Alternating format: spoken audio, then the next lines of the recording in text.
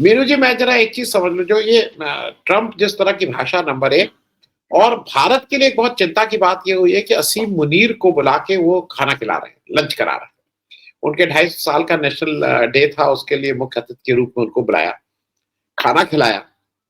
मेरी जो समझ है, अच्छा, वो दूसरी तरफ वो ये कह रहे हैं कि आतंकवाद के खिलाफ ये लड़ाई लड़ रहे हैं, क्योंकि ईरान को आतंकवाद का एक प्रतीक के रूप में देख रहे हैं। और असीम मुनीर को वो क्या, मतलब शांति दूत, बिल्कुल कुछ उनको लग रहा है कि सफेद कपड़े पहन के कोई शांति का दूत चला रहा है, जिसको वो वहां खिला रहे हैं। ये जो जो ये खबर आई है, मेरे हिसाब से वो बिल्कुल क्लियर कर रहे हैं कि ईरान के जितने एलाइज हैं, उनको वो छांट छांट के, उनसे ए वन ऑन वन करके उनको ईरान से अलग करने की कोशिश कर रहे हैं। जैसे ब्रिक को तोड़ने की उन्होंने पूरी कोशिश कर ली है, क्योंकि अब वो कह रहे हैं कि G7 में रूस को भी लाओ और G7 में चीन को भी लाओ। तो उनका जो अपना एजेंडा है वो बिल्कुल क्लियर कट है। हम लोगों को लगता है कि there is a madness, but I don't feel there is a madness. There is a very specific agenda जिसको वो चला रहे हैं। और असीम मुनीर का वहां जाना, भारत का इस सारे उसमें टेक में हम हमारे लिए कितनी बड़ी चेतावनी है, मीनू जी। जी, आनंद वर्धन जी, देखिए, एक बड़ी विडंबना है इस दुनिया के लिए कि एक ऐसे उच्छृंखल, जो अभी कहा गया कि एक नेताओं की जमात खड़ी हो गई है जो इस दुनिया को चला रही है, और वो नेता पावरफुल, बड़े शक्तिशाली नेता हैं, और वो खुलेआम मतलब हत्याओं की धमकी दे रहे हैं। ये वो नेता जो ट्रम्प, जो कि बात कर रहा था कि टैरिफ और ट्रेड के जरिए दुनिया को खुशहाल करने की बात, अपने देश को तो मान बना ही रहा था, लेकिन ये भी बता रहा था, दुनिया को सपने दिखा रहा था कि ट्रेड करो और खुशहाली लाओ, पैसा, प्रॉस्पेरिटी की बात कर रहा था। वो आज वो व्यक्ति हत्याओं की धमकियां दे रहा है, दूसरे किसी देश के सुप्रीम लीडर की हत्या की धमकी पे उतर आया है। तो उससे ये पता चलता है कि वो डेस्परेशन भी है और फ्रस्ट्रेशन भी है ट्रम्प को। तो डेस्परेट और जो डेस्परेशन और जो फ्रस्ट्रेशन है, वो उससे लगता है कि ट्रम्प जैसे जो बददिमाग लोग होते हैं, जिनका और जो बहुत ज्यादा अपने अपने में ही जिनको रुचि रहती है, तो वो किसी भी हद तक जा सकते हैं अपने जो उनका मिशन है या उनकी जो एम्बिशंस हैं उनको अकम्प्लिश करने के लिए। तो उससे तो खतरा लगता है कि कभी भी अमेरिका कूद पड़े वॉर में। लेकिन अगेन, जो अभी बता रहे थे सतीश झा जी, कि वहां भी उनके कंट्री में भी जो उन्हीं की जो रूलिंग पार्टी है, रिपब्लिकन पार्टी, वहां भी एक डिफरेंस ऑफ ओपिनियन है कि इसमें कूदा जाए या नहीं कूदा जाए, डायरेक्ट हम पार्टिसिपेट करें या नहीं करें।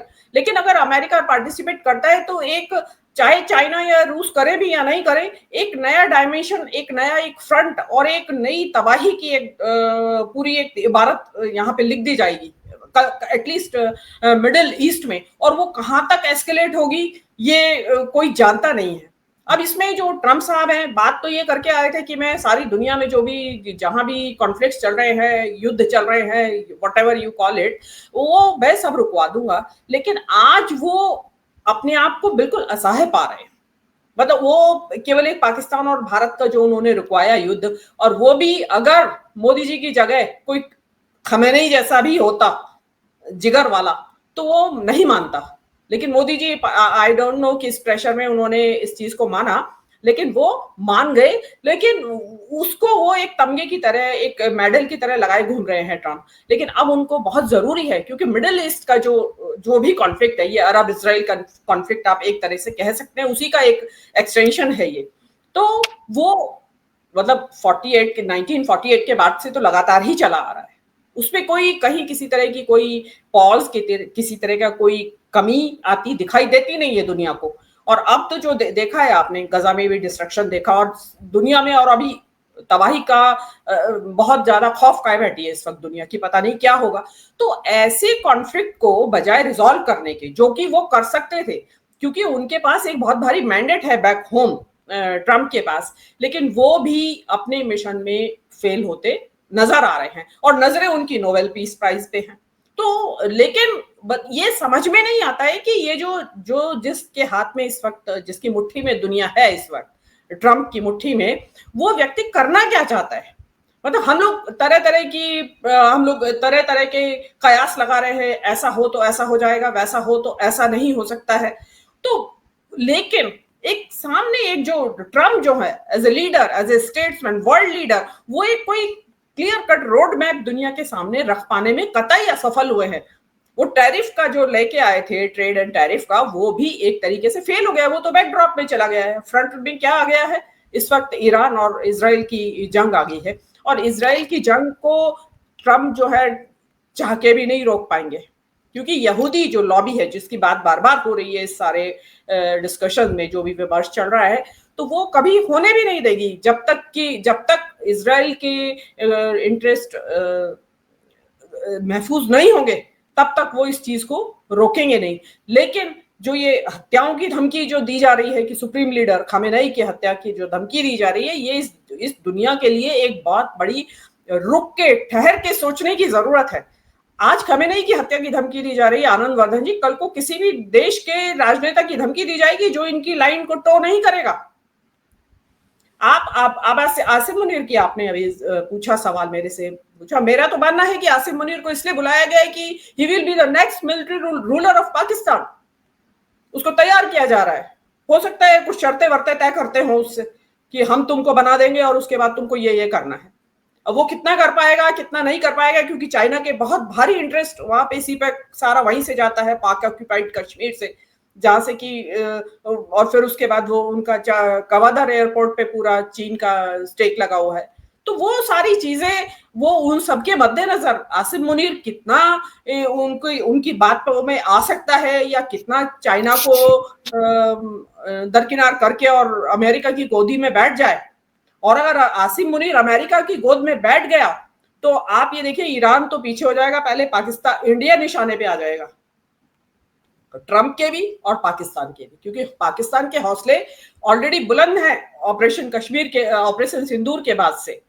लेकिन अब अगर आसिम मुनीर, जैसा कि मैं मानती हूं कि नेक्स्ट मिलिट्री रूलर है वो पाकिस्तान का बनने वाला है, तो अब हमें अपनी सोचनी चाहिए। हम ये बेकार की कि ट्रंप को फोन किया और 5 पॉइंट निकल के आए उसमें, और हमने ट्रंप को हमने बता दिया है कि तुमने वॉर नहीं रुकवाई है, हम किसी की मध्यस्थता स्वीकार नहीं करेंगे, ट्रंप साहब हमें कह रहे हैं अमेरिका से होते हुए जाना। अरे क्या बच्चों वाली बातें कर रहे हैं। मतलब अगर आप इन्हीं चीजों में उलझे रहे तो आप अपना फ्यूचर में के सामने जो आपके खतरा मंडरा रहा है, खड़ा है सामने खतरा आसिम मुनीर के तौर पे।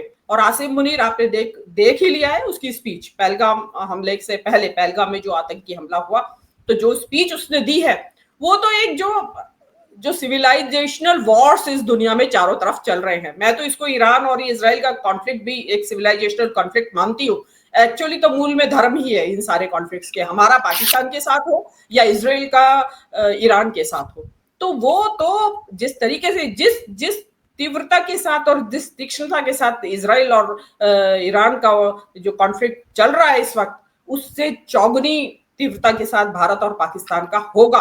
क्योंकि अभी पाकिस्तान का जो अंदर से जो होता है ना, ठंडा नहीं हुआ है, उनको ठंडक नहीं पड़ी है अभी।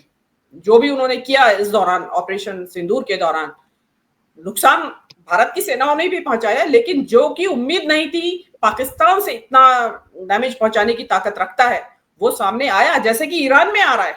कौन उम्मीद कर रहा था कि इजराइल को नुकसान पहुंचेगा, जिनका आयरन डोम है, जिसपे कि पंछी भी परिंदा भी हवा भी नहीं पास हो सकती, उसमें से मिसाइलें निकल के और वहां पे तबाही मचा दी है उन्होंने, जितनी भी मचाई। लोग तो इतनी भी उम्मीद नहीं कर रहे थे।